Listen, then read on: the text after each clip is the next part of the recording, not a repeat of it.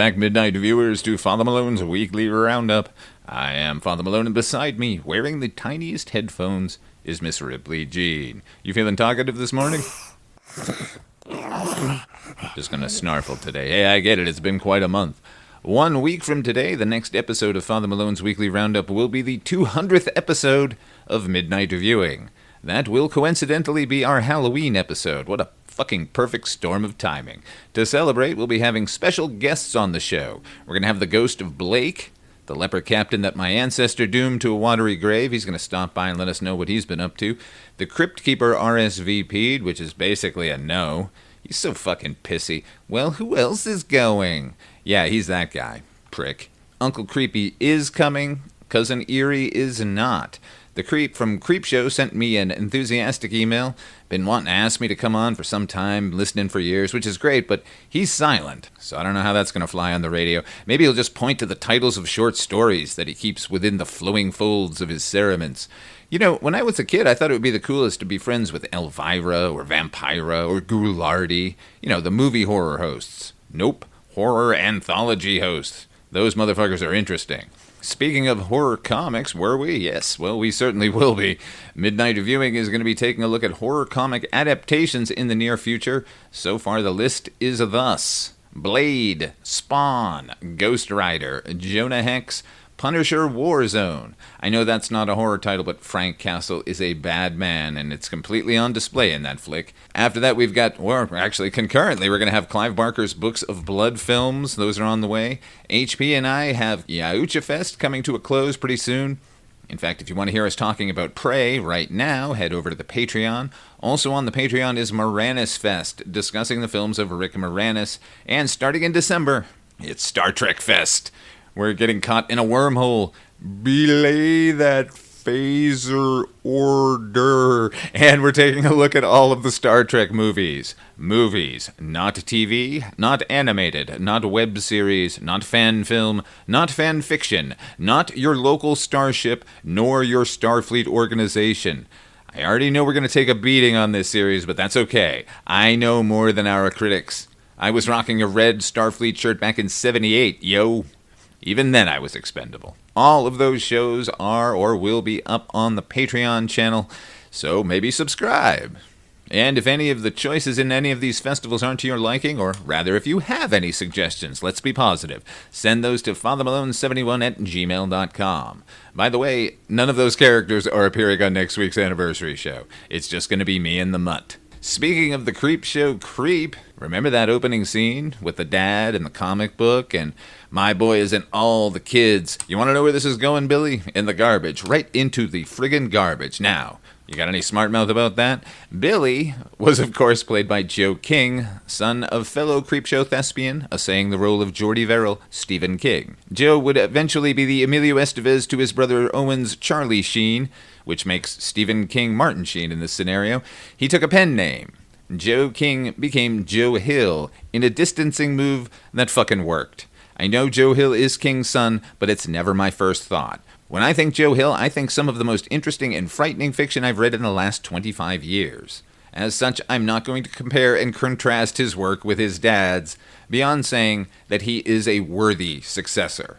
And I mean that in every sense of the word. There have been a couple of adaptations of his work. Horns from 2013. There was an attempt at adapting his comic book series Lock and Key back in 2011, but that didn't fly. It did fly in 2020 with 2 seasons. There was the Nosferatu limited series based on his excellent fucking novel. If you haven't read that, you have to read that. It crosses over with Dr. Sleep, and it absolutely decimates that book. Not that I'm comparing them. I'm not. It's not a contest.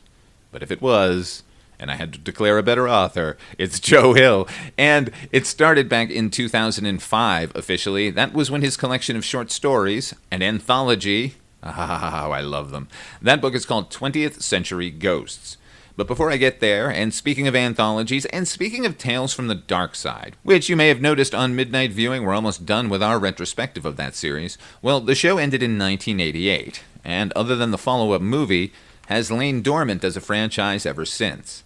And then, in 2013, a new series was commissioned, and the author of the pilot and several episodes within the first series was going to be Joe Hill. In fact, he was going to be the showrunner. And every episode, like the previous iteration, would be a standalone tale. However, each would present a different piece of an overall story, threading throughout the entire first season, paying off in the finale. He wrote it, they filmed it, and then CBS kicked it to the curb. But the stories Hill had written were collected into a comic book, a fitting form, I'd say, and they are all excellent. He, like his dad, really shines in short fiction. You know, Edgar Allan Poe felt the novel was a lesser art form from the short story because you'd get the entire impression in one sitting. There would be no breaks with folded down pages and picking it up a few days later. No, it was, here's the character, here's what they're going through, here's how it ended. And like I said, Joe Hill is on fire in his short fiction, particularly that collection, 20th Century Ghosts. That book has a story, the first fucking story in the book, that still disturbs me when I think about it. In fact, I can't think of pin-on buttons the same way after that tale. He called that one Best New Horror. How's that for fucking bold? Although it's only bragging if you can't back it up, and he does. And in the same volume, he has one of the sweetest stories I've read in forever. That's called Bobby Conroy Comes Back from the Dead, about a failed stand-up comedian returning in disgrace to Pittsburgh in the late 70s and getting a job as an extra in a local film production in order to get closer to the girl he'd liked in high school. The movie he's working on is Dawn of the Dead, so already I'm on board. And I can't think of an author more worthy of fictionalizing George Romero or Tom Savini than a kid who literally grew up around them. 20th Century Ghosts spawned the recent adaptation Abraham's Boys. Literally recent, like I was going to review it a few weeks ago.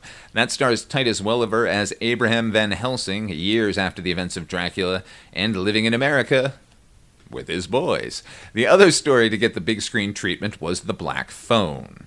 So now we leave the world of Joe Hill and enter that of director and sometime screenwriter Scott Derrickson. He made his feature debut with Hellraiser Inferno. Remember that one? No one does. It was the fifth in a series that now has 9 sequels and a remake. It's the film Doug Bradley claimed was another movie entirely and just got rewritten as a Hellraiser flick at the last second, which Derrickson denies, and I believe him. But it's easy to understand why Bradley or any viewer would jump to that conclusion. The film is not much of a Hellraiser film in either tone or execution, which is actually refreshing, and if I'm honest, I enjoyed that one. He then did Exorcism of Emily Rose, which was pretty good, although very early 2000s. Then he did that terrible Day the Earth Stood Still remake. Come on now. But, and here's where everything got interesting, he made Sinister. In an ocean of torture porn, he gave us a supernatural shocker that felt very lived in and very real and very frightening. And mean. That flick is way meaner than anything Jigsaw made in his little workshop. That would be his first interaction with Ethan Hawke. He followed that with Deliver Us from Evil, which was about hot priests fighting the devil on the set of Seven.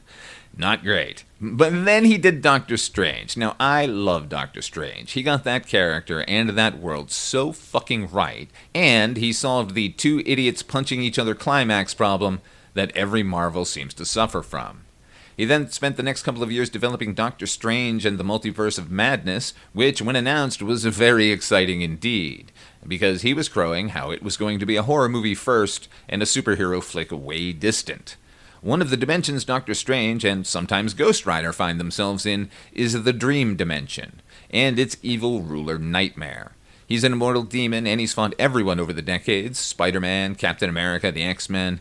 He made his debut in Doctor Strange, so it would be fitting for him to make his big screen debut there. Not only that, with the Dream Dimension open, other dimensions were offered. I mentioned Ghost Rider. He was a potential cameo, as were Blade and the Midnight Suns. Mephisto could have shown up, but then Marvel pussied out on horror because everything they were making was crap for a while, and they needed to get everything refocused on Kang and the Multiverse Saga. That turned out great. So we got a way more fantasy and cosmic Doctor Strange with only a whiff of horror. The ultimate irony is that they hired Sam Raimi to make the less horror version. So Derrickson finally steps away and refocuses on a project he'd been trying to get a handle on for more than a decade, The Black Phone. The short story is deceptively simple. A young boy, Finney, finds himself the latest victim of the Grabber, a serial child abductor. He's locked in a basement that has a disconnected black phone hanging on the wall. At night, when he's alone, the phone rings, and the previous Grabber's victims' spirits communicate with Finney, each helping him plot and execute his escape. It fucking packs a wallop on top of being an incredibly fresh spin on the serial killer genre. And it's incredibly spare and not exactly feature-length. Derrickson and his sinister co-writer C. Robert Cargill layer in a story of a mom dead by suicide and an abusive alcoholic father, and a younger sister who shares her mother's gift for second sight. It's the sister that keeps the story going on the outside once Finney has been grabbed by the Grabber. Terrible name. Perfectly appropriate for a small town naming its boogeyman, but the Grabber? Anyhow, budget of 16, pulls in 161. You knew we were getting a sequel. The mask alone guaranteed we were getting a sequel. The mask the Grabber wears, I'd like to mention, was crafted by Tom Savini. Fellow Joe King creepshow thespian Tom Savini. You remember him in the role of Garbage Man 2. It's a comic book! Nah, it's a gag. You hold it up to your eyes, it makes little circles. Tired of getting sand kicked in your face? That was Marty Schiff as Garbage Man #1. Do I know too much about Creepshow? You're fucking right I do. Derrickson has 2 feature films released this year. The Gorge, which I liked a great deal, and The Black Phone 2. Have you heard of the Grabber? I killed him. What happened in that basement really changed it. Finn, I had a bad dream. It was about missing kids. It was just a dream. About a real place. A youth camp. We have to go there.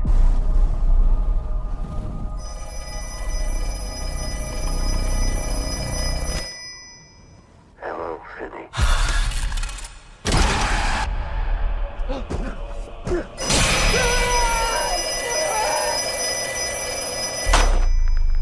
You killed me.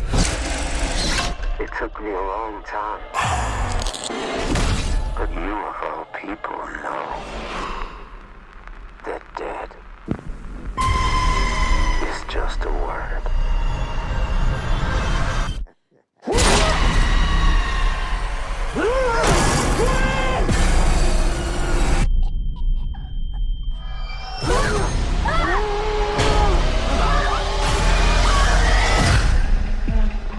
Quinn, wake up!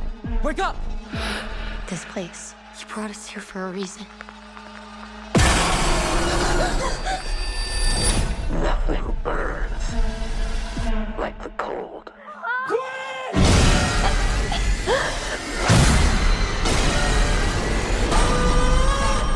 How the tables do turn.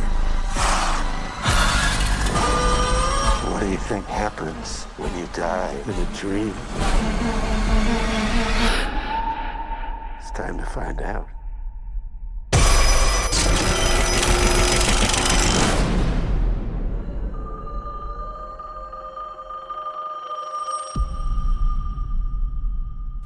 Which I did not, ultimately. Because for the first act of this movie, I was all the way on board. Minor spoilers ahead for the first Black Phone movie. You kinda can't avoid the spoiler in a way, but you can skip ahead a few seconds if you want. Ethan Hawke as the Grabber dies at the end of the first film. The first film is in fact a closed loop, like Nightmare on Elm Street was a closed loop. But then we saw how that went, and we're gonna see how it goes here, maddeningly. Anyway, the first film took place in 1978, so this is 1982, and we're still with Finney, or Finn, and his younger sister Gwen. Both these actors are terrific. Mason Thames as Finney was fucking great in the first film, and he's just as excellent here, giving us the same guy, but definitely haunted and evolved from his experience. That's something you rarely see in a sequel. Growth. Also rare is flipping the narrative thrust. The first film was about Gwen on the outside trying to save Finn. This film is Finn on the outside trying to save Gwen. Gwen's clairvoyant abilities have been sharpening, and sometimes her dreams and reality bleed together. Not great news when phones start ringing in her dreams from a direct line to hell, because like Freddy Krueger before him, death has only made the Grabber stronger. Now listen, This film is shot beautifully. Derrickson has been a huge proponent of multiple media in his films. He's constantly swapping between digital and 35 and 8mm and 16mm. In lesser hands, it comes off as film school. He used them in the first film and again here as waypoints or guideposts to subtly let you know what dimension you're currently in, because reality and dream are constantly up for grabs. And there are some solid moments of dread throughout this film. Dread is so much better than a jump scare. Even if it doesn't pay off with a shocker, just a few moments of creeping horror can elevate your entire film. And he was doing that with a weirdo dream logic loop of Gwen in her pajamas coming to the front door of her house in the early morning hours. Just her and a quiet, empty street. It was creepy as hell, and reminded me of Christina Grey. You remember her? Her friends called her Tina.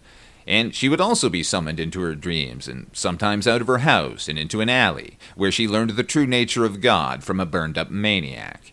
And I kept thinking of Tina, and Nancy, and Detective Thompson, Nancy's dad. Detective Thompson in particular, because not only do we have a lead who, every time she falls asleep, poses a threat to herself and everyone around her, because she acts as a conduit as well, allowing the infernal nastiness in the form of the far more demonic grabber to come invisibly into our world, but the plot concerns the remains of the grabber's victims needing to be found and given a proper burial. You want to grab elements of Nightmare on Elm Street? Be my guest. Everyone has given a dream killer plot a wide berth out of respect for the past 4 decades, but hell, why should Freddy be the only one who gets to inhabit your nightmares? And the fact that the comic book character Nightmare had been buzzing around in Derrickson's brain makes his type a natural for this flick, so fine, grab some of Nightmare on Elm Street. But keep your mitts off Dream Warriors. I mean, really, we gotta put the bones to rest and then he'll have no power plot? You're gonna use that one too? And I'm going to ignore that? Of all the potential plots, you have a villain who was dragged to hell by his victims, who is now using the method employed by them in the first film to taunt his still living victims. Why are we at a summer camp in the middle of winter investigating the grabber's earlier murders? And when will the filmmakers learn that a character gliding on ice is frightening until we see the skates? And then it's fucking ridiculous. Put an axe in his hand, or a scythe, whatever bladed thing you want, it still looks like they're fresh from the penalty box. And what the fuck are we doing on a frozen lake with a bunch of cannon fodder characters? This started as a family drama, with real characters trying to make sense of their lives after a traumatic event, when the event returns from a whole new angle and fucks up their lives further. And then the movie ends with an invisible character on skates doing a backflip while wrapping a cord around an intended victim's throat. I'm not kidding. That happens. Not that the first act had the most sparkling of dialogue. We know it's 1982. You told us with a subtitle. And everyone is dressed that way. And you're using film stock that screams, this movie is not about 1982, it's from 1982. You don't have to have this exchange between characters.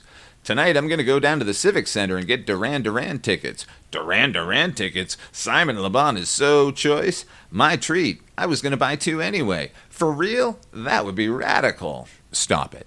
Although, big shout out to Derrickson for including Night Flight, the television film school that USA Network used to run on Friday nights in the 1980s. How I miss Night Flight. I know they resurrected it as some streaming service, but I think I'd just rather own the originals on disc. Anyway, Black Phone 2 was a frustrating affair. I found myself defending the first film a lot when it came out, so I thought this was going to be a victory lap. And it mostly is. The kids are great. I want more of them. And Ethan Hawke, the most unlikely slasher villain of all time, is genuinely scary as the grabber. And the dead utilizing technology is a potent idea that very few have gotten right. I imagine the next one is going to be excellent, kind of like Elm Street 3 after Elm Street 2. Though not that, you already did Elm Street 3. These kids better not end up in some behavioral center for troubled youth, or there's going to be a little chin music. That means fisticuffs. You know, pugilism. Pugilism? Sorry for the mispronunciation, but you get it now. I'm threatening the filmmakers to be more creative. That's my job. And my job is at an end. Oh, Lord, got to say thank you to everyone for tuning in and listening and liking and subscribing. You're all the best, and honestly, aside of the dog and cat here, You're the thing that actually keeps me motivated. All the contact stuff is in the show notes. Tune in this Friday for Prey. Oh Lord, HP and I have scaled the Yaucha mountain and reached its peak. Tune in for that, and I will be back next week with our 200th episode Halloween Spectacular. It's going to involve felt. Fans of Michael O'Donoghue will already know what I'm talking about. From Ripley Jean, I'm Father Malone. Here's a bit of something or other. Look, an authentic voodoo doll. Somebody already sent for it. Yeah, we can't get that. How about this? Tired of getting sand kicked in your face? Where's Billy? He'll be down in a minute. I know he's up. Billy! Stan, are you all right? I didn't get much sleep last night. Storm? Oh, it's this goddamn stiff neck. I can barely move my head. You must have strained it. Yeah, I guess. I don't know. Ow! Well, you poor old bear. You want me to get some Bengay? No. Teacher, to throw away my comic books.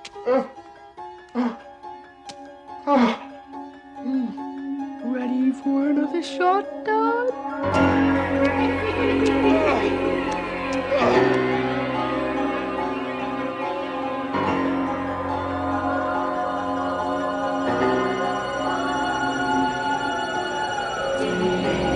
Hehehe